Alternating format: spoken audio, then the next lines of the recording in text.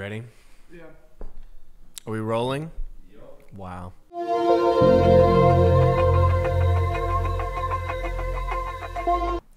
Thank you for tuning in to another award-winning episode of the WhizzbangBAM podcast. I'm joined with my friend here, Austin Gavin. Did I get that right? You did. Yeah. 2 first names. Whew, I had stressed about it all day. Really? Yeah.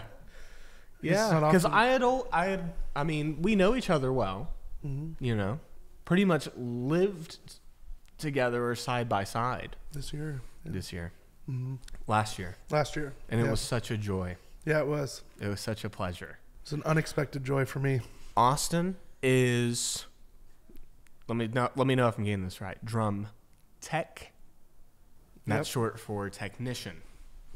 Yep. So you are the drum technician and a backline technician for the Tyler Childers tour and for Rod Elkins, the drummer. And he's hosted. Rodney's hosted. He did great as a host. Yeah. He's got a big personality. Yeah. Mm-hmm. He's got a big drum set. Am I right? Yep. Metaphorically, yeah. It's actually Right? a really small one, but yeah. Yeah, but it sounds big. Yeah. How do you get such a small kit sounding so big? You just tune it low. How low? Pretty low. What's a standard middle ground tuning? And then let's try to equate that to a guitar tuning or the tuning of a composition. Oh boy. Okay. Well, I just have this little drum key. Okay. And I just turn it enough until it sits real nice. And so you put a snark tuner on here and you turn it on and you tune it until it's in A. Nope. Until it's in C. No. Okay. Just until it feels good. Until it feels good. Okay. Actually, I do a couple things. They have a meter. I don't use. You don't use a meter. I don't use that. Yeah. Because you know where Rod wants it tuned to the feel. Yeah. Yeah. So the biggest balance actually is like the balance between it feeling good and then sounding good through a PA, because that's 2 totally different things. Wow. Like what Jay wants versus what Rod wants is going to be different, or what the front of house guy and drummer wants. You're there in the middle to say, all right, keep them at. Let's make everyone happy. Yeah. That's a hard job to do, make everyone happy. Yeah. That's why I'm exhausted all the time. Yeah. Tired boy. Yeah. You don't just do it for this tour. No. Yeah, I mean, I do. You're going out with everyone. Mm-hmm. Yeah, I did 270 dates last year. 270 days. Yeah. You were tuning the drums. Or thinking about the drums, putting them away. Having nightmares about it. Setting them up. Like forgetting the kit at the show before. Right. Yeah. Do you have dreams about that? Oh, all the time. Like, wake up, get your cup of coffee, go to the stage, and there's Ricky, and he says, Austin, there are no drums. And I don't have an answer. You say, I don't. I thought I had them. Yeah. Has that ever happened? No. So you've had 200 and how many shows you had this year? Well, it was 270 days out on the road. And I think it was like 130 something. So to say you've had over 100 shows this year and you never once left the drum kit. No. It's pretty good. Yeah. It's pretty good. Yeah. Are you allowed to talk about other bands you're on the road with? If it's allowed by you guys. The Main. The Main, yeah. The Main. Yeah. What are they about? They're like a pop rock emo band from Arizona, which I'm from Arizona originally.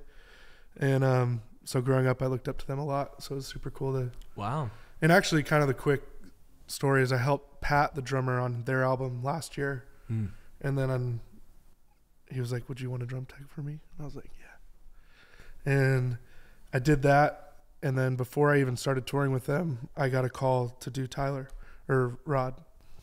And that was not on my bingo card at all. And so how'd you get that call, you think? I have this, it's like one of those iPhones, and my best friend works for Patrick, who guitar techs backline manages for Tyler. Yes. And he was with John Prine and Sergio before. And my friend Matt, who moved from Arizona as well, is a luthier and works at Pat's shop. Oh. And I guess their drum tech in between legs went a separate way. Mm-hmm. And so literally just like right place, right time. Wow. And I happened to have that window open. And somehow, excuse my not so clear voice today. Oh, that's but, all right. and somehow literally all of Tyler's dates lined up with everything I was doing with the main. Isn't that crazy? It's so crazy. Meant to be. It was You're literally meant to like, be with both of I these mean, literally bands like last year. Radio City, I finished the night before on a tour, flew into Radio City, and then like started that leg. Like Wasn't Radio City just... It was awesome. It was awesome. Yeah. And it's cool. I mean, I was really nervous. I actually would watch episodes of Rod on This before I met him because I was like, what's this vibe going to be? Like, I'm just hearing like 30-person crew. I'm coming from, you know, barely a bus and trailer. Yeah. And like, Was that your only experience up until this point? I had never been on a tour bus until last year. Same. Yeah. Yeah. And then I lived in one the whole year. You get used to it. Yeah. I like it. I think you go I'm from comfortable not with being it. on one to like, okay, I'm Yeah. on one. Yeah. Do you like the bunks? Yeah, I do. And it's Explain fun, the bunk setup. Explain the bunk situation Okay. to the audience. There's bunk alley, and it's got typically 12 bunks, three. Oh, bunk alley, that's not a street you turn down. Mm-mm. Mm-mm. That's No, a no. walkway. It's a walkway, but it's an important one. Mhm. It's where you sleep. Yeah. Some of them have condos that are different sizes and all that, but typical setup is 12 bunks. And I mean, even like a tour I just came off of, there was 13 people sleeping on a 12 bunk bus. So you had two people sharing a bunk. Is that what happened? They had to sleep on the couch. But, Sleep on the couch. That's against the rules. yeah. But what's funny though, the new tour buses, ironically, which we're on with Tyler, Mhm. are like not comfortable. So No seat belts in the bunks. You don't strap in when you're sleeping. no. No. Do you sleep on the bot? So there's 3 rows, 2 per side, usually. Are you a top left, top right, I'm a bottom left, bottom left? driver's side. Yeah. Wow. I prefer it. I prefer to switch as often as I can. Really. I think that drives some people a little, you know, they don't ever know where I am, but That is true. You would always be like there one day and then yeah. not there the next. So I like to just kind of switch in and out. Yeah. The trick though, you just put your little key card, your little laminate, they call it. Yeah. Yeah. Keeps your bunk space safe. Yeah. Let's talk about the rhythm backbone, All right. if we can, for a moment. Can we break it down for just this? Okay. Drums play a crucial role in providing the rhythmic foundation of music. You agree? Uh-huh. Drummers help establish and maintain the tempo of the performance, creating a steady pulse that other musicians can play along to, follow along with. And in many cultures, drums are used as a primary means of communication. Have you ever been able to speak to a drum set or hear its thoughts, hear its wants? Yeah, every day. Really? Yeah.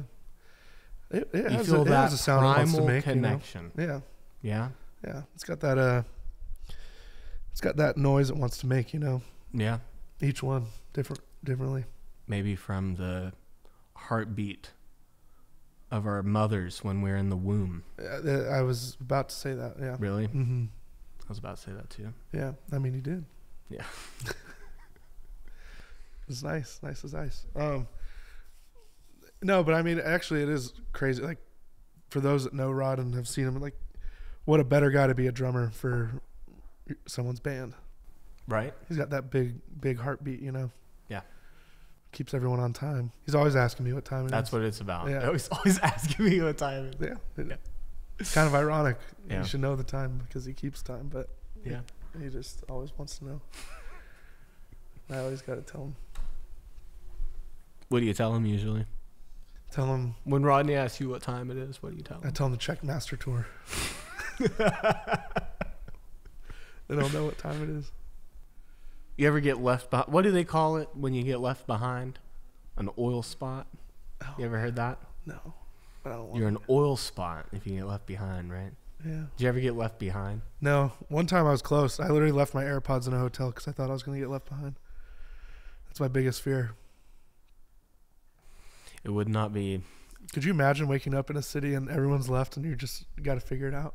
That's the nightmare. And then show up and everyone gives you a hard time. Oh, yeah.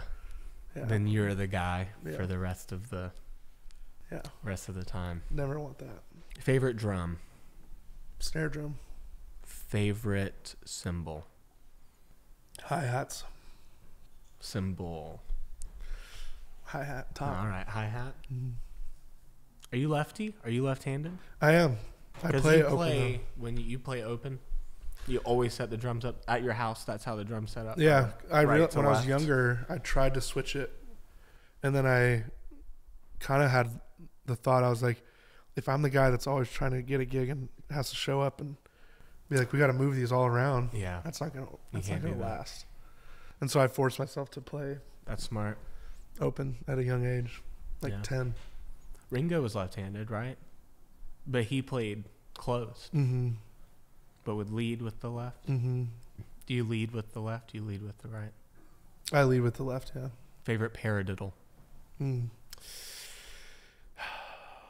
Probably just the third one, maybe. Favorite polyrhythm? Yeah. Probably. What's your favorite polyrhythm? Dude, I don't know what that is. Really? I just tuned in. What's your favorite drummer? Rod Elkins. That's beautiful. Will you come back on the show? I would love to. Okay. Let's do another show with Austin next week on the Whizzbang podcast.